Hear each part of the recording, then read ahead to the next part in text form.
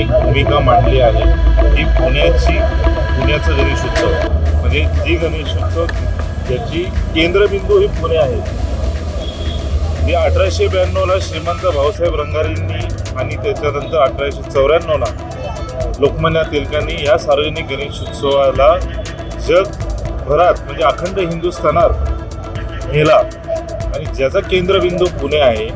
हा पुण्याचा गणेशोत्सव हा सांस्कृतिक आणि पारंपरिक वादनांनीच व्हायला पाहिजे आणि ही माझी भूमिका आहे वैयक्तिक की पुण्याचा गणेशोत्सव ही पारंपरिक पद्धतीने पारंपरिक वादनांनीच व्हायला पाहिजे, डीजेनी व्हायलाच नाही पाहिजे. मागच्या वर्षीपासून मी वैयक्तिक एक भूमिका मांडली आहे की पुण्याचं गणेशोत्सव म्हणजे जी गणेशोत्सव ज्याची केंद्रबिंदू ही पुणे आहे. ती 1892ला श्रीमंत भाऊसाहेब रंगारींनी आणि त्याच्यानंतर 1894ला लोकमान्य टिळकांनी या सार्वजनिक गणेशोत्सवाला जगभरात म्हणजे अखंड हिंदुस्थानात नेला आणि ज्याचा केंद्रबिंदू पुणे आहे. हा पुण्याचा गणेशोत्सव हा सांस्कृतिक आणि पारंपरिक वादनांनीच व्हायला पाहिजे आणि ही माझी भूमिका आहे वैयक्तिक की पुण्याचा गणेशोत्सव ही पारंपरिक पद्धतीने पारंपरिक वादनांनीच व्हायला पाहिजे, डीजेनी व्हायलाच नाही पाहिजे आणि ही माझी भूमिका आहे. जे मंडळ माझ्यासोबत या भूमिकाला असणार आहेत मी त्यांच्यासोबत 100% राहणार. या ठिकाणी किती ढोल पथक असणार आहेत, किती वादक असणार आहेत याच्यावरती देखील चर्चा देखील सुरू आहे. त्याबद्दल काय सांगाल? नाही, ती आता बघा किती पथकं लावायचे, किती संख्या काय आहे ती पोलीस प्रशासन दरवर्षी नियम जाहीर करतात. ती मंडळांशी बोलून पथकांशी बोलून किंवा ढोल महासंघांशी बोलून ती जाहीर होईल. पण मला आणि वैयक्तिक मला 100% वाटतं की पुण्याचा हा गणेशोत्सव हा डीजे मुक्त पाहिजे आणि सांस्कृतिक आणि पारंपरिक पद्धतीने साजरा व्हायला पाहिजे. म्हणताय की पुण्याचा गणेशोत्सव हा डीजे मुक्त पाहिजे. तुम्हाला असं का वाटतं डीजे मुक्त? कारण अनेकांची मागणी आहे की डीजे पाहिजे, तर तुम्ही म्हणता की डीजे नको. आणि 2 बेस 2 टॉप तरी त्याची मागणी आहे. काय वाटतं? हे बघा, तुम्ही 2 बेस 2 टॉप म्हणताय किंवा डीजेचा विरोध काय? कारण मी आधी पण बोललो ना, जिथून सुरू झाली गणेशोत्सव ही पुण्यातूनच झाली. त्या काळात जेव्हा सुरू झाली ती ब्रिटिशांच्या लढ्याच्या विरोधात झाली. त्याच्यानंतर तुम्ही 2005-2006 पर्यंत वेगवेगळे आर्काईव्हमध्ये क्लिप करा. गणेशोत्सवची मिरवणूक ही नाही झाली का पारंपरिक वादनांनी? 100% झाली. 2006 पासून ही डीजेची गालबोट लागली आहे या गणेशोत्सवात आणि ही गालबोट लागल्यानंतर डीजेची त्याच्यावर तुम्ही स्वतःच बघता की कुठल्या प्रकारची नृत्य होती, कुठल्या प्रकारचे गाणे विसर्जन मिरवणुकीत लागतात. आज मंडळात किती कार्यकर्ते असतात? 50, 100, 200. पण त्या डीजेच्या समोर किंवा ते साऊंडच्या भिंतीच्या समोर हजारोनी युवक आणि हे सगळे नाचतात. पण कुठल्या गाण्यावर नाचतात? तुम्ही देवासमोर कुठली गाणी लावताय? तुम्ही भक्तिगीत तर लावत नाही, तुम्ही अश्लील गाणे लावतात, अश्लील नाच करताय. ही आपली संस्कृतीच नाही आहे आणि ही आपली परंपराच नाही आहे. म्हणून पुण्याचा गणेशोत्सव हा पारंपरिक पद्धतीनेच व्हायला पाहिजे आणि डीजे मुक्त व्हायला पाहिजे आणि जे लोक जे पुणेकर आणि जे गणेश मंडळ ह्या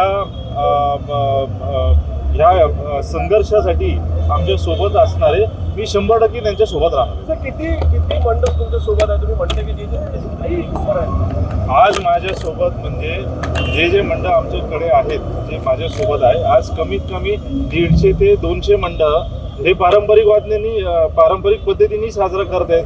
ते मंडळ आहेत. त्याच्या व्यतिरिक्त अजून मंडळ आहेत जे सोबत आहेत. ही जेव्हा मुवमेंट सुरू होईल त्या मुवमेंटमध्ये अनेक मंडळ आणि मंडळपेक्षा जे खरोखर पुणेकर आहेत ज्यांना डीजे नको हे पण त्या मुवमेंटला आमच्यासोबत जोडणार. मात्र अनेक पुणेकरांना या ढोल ताशाचा सुद्धा त्रास होतो.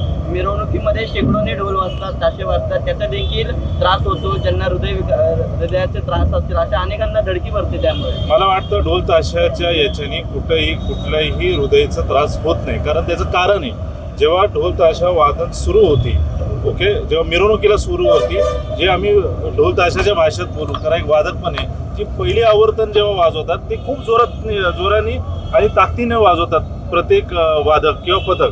पण मिरवणूक ही 4-5 तास 6 तास चालते. शेवटी मनुष्य आहे, जो माणूस वादक पण एक मनुष्य आहे. ते वाजवताना त्याला तो ह्युमन आहे, तो थकतो.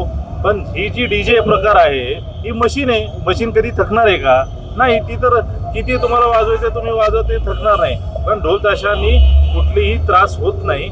आणि ढोल ताशा पथकं सगळे पथकं त्यांची जी डेसिबल आहे किंवा ती मर्यादा आहे साऊंडचं ते पालन करूनच ते वादन करतात. सर, परवा एक मीटिंग झाली होती महानगरपालिकेत गणेश मंडळांचे काही पुणेकर पण होते.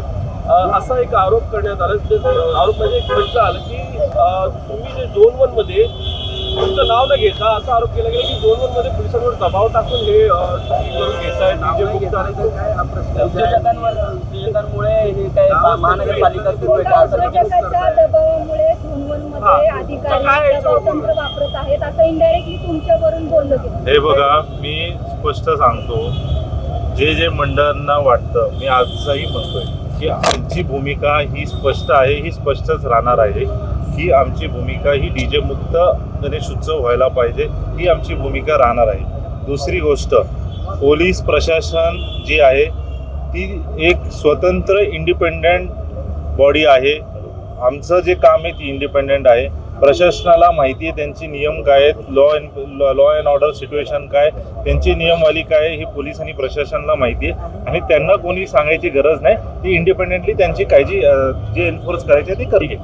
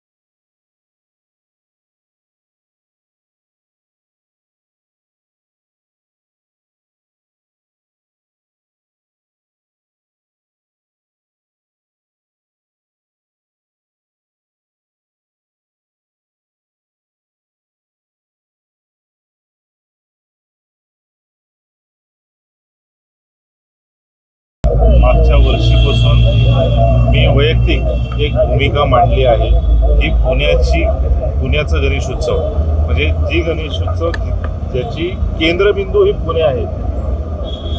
जी 1892ला श्रीमंत भाऊसाहेब रंगारींनी आणि त्याच्यानंतर 1894ला लोकमान्य टिळकांनी ह्या सार्वजनिक गणेशोत्सवाला जगभरात म्हणजे अखंड हिंदुस्थानात नेला आणि ज्याचा केंद्रबिंदू पुणे आहे. हा पुण्याचा गणेशोत्सव हा सांस्कृतिक आणि पारंपरिक वादनांनीच व्हायला पाहिजे. आणि ही माझी भूमिका आहे वैयक्तिक की पुण्याचा गणेशोत्सव ही पारंपरिक पद्धतीने पारंपरिक वादनांनीच व्हायला पाहिजे, डीजेनी व्हायलाच नाही पाहिजे. आणि ही माझी भूमिका आहे. जे मंडळ माझ्यासोबत या भूमिकाला असणार आहेत मी त्यांच्यासोबत 100% राहणार. या ठिकाणी किती ढोल पथक असणार आहेत, किती वादक असणार आहेत याच्यावरती देखील चर्चा देखील सुरू आहे. त्याबद्दल काय सांगाल? नाही, ती आता बघा किती पथकं लावायचे, किती संख्या काय आहे ती पोलीस प्रशासन दरवर्षी नियम जाहीर करतात. ती मंडळांशी बोलून, पथकांशी बोलून किंवा ढोल महासंघांशी बोलून ती जाहीर होईल. पण मला आणि वैयक्तिक मला 100% वाटतं की पुण्याचा हा गणेशोत्सव हा डीजे मुक्त पाहिजे आणि सांस्कृतिक आणि पारंपरिक पद्धतीने साजरा व्हायला पाहिजे. आपण म्हणताय की पुण्याचा गणेशोत्सव हा डीजे मुक्त पाहिजे. तुम्हाला असं का वाटतं डीजे मुक्त? कारण अनेकांची मागणी आहे की डीजे पाहिजे, तर तुम्ही म्हणताय की डीजे नको. आणि 2 बेस 2 टॉप तरी त्यांची मागणी आहे. काय वाटतं? हे बघा, तुम्ही 2 बेस 2 टॉप म्हणताय किंवा डीजेचा विरोध काय? कारण मी आधी पण बोललो ना, जिथून सुरू झाली गणेशोत्सव ही पुण्यातूनच झाली. त्या काळात जेव्हा सुरू झाली ती ब्रिटिशांच्या लढ्याच्या विरोधात झाली. त्याच्यानंतर तुम्ही 2005-2006 पर्यंत वेगवेगळे आर्काईव्हमध्ये क्लिप करा. गणेशोत्सवची मिरवणूक ही नाही झाली का पारंपरिक वादनांनी? 100% झाली.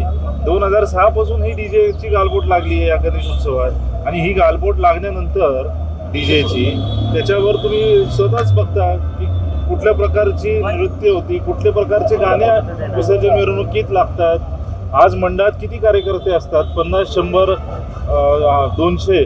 हा, पण त्या डीजेच्या समोर किंवा ते साऊंडच्या भिंतीच्या समोर हजारोनी युवक आणि हे सगळे नाचतात. पण कुठल्या गाण्यावर नाचतात? तुम्ही देवासमोर कुठली गाणी लावताय?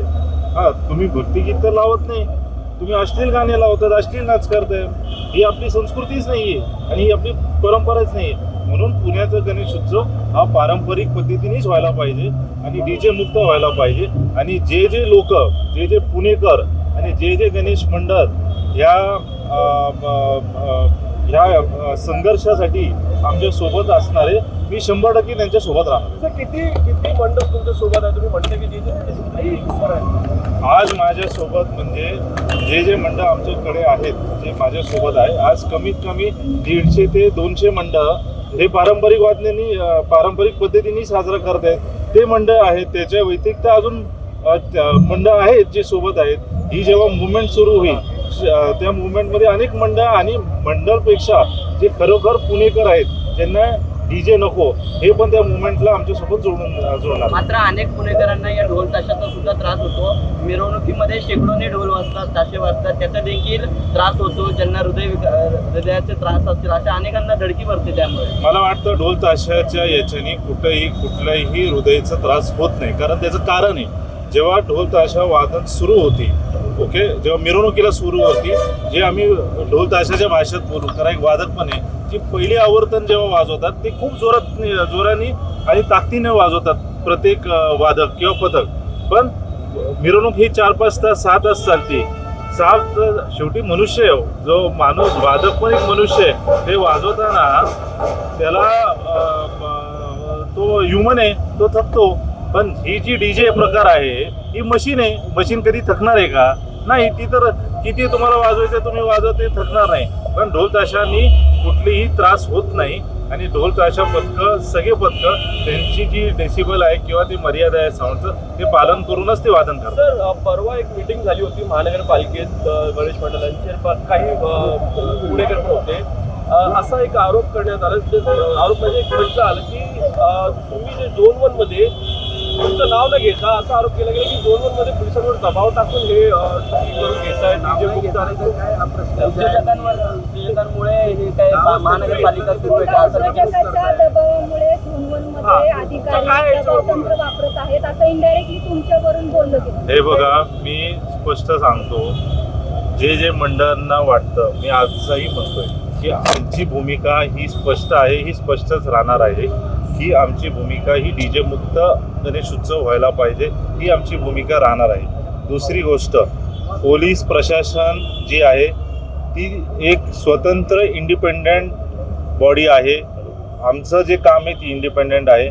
प्रशासनाला माहिती आहे त्यांचे नियम काय आहेत, लॉ अँड ऑर्डर सिच्युएशन काय, त्यांची नियमवाली काय आहे, ही पोलीस आणि प्रशासनाला माहिती आहे. आणि त्यांना कोणी सांगायची गरज नाही. ती इंडिपेंडेंटली त्यांची काळजी जे एन्फोर्स करायची आहे ती करते.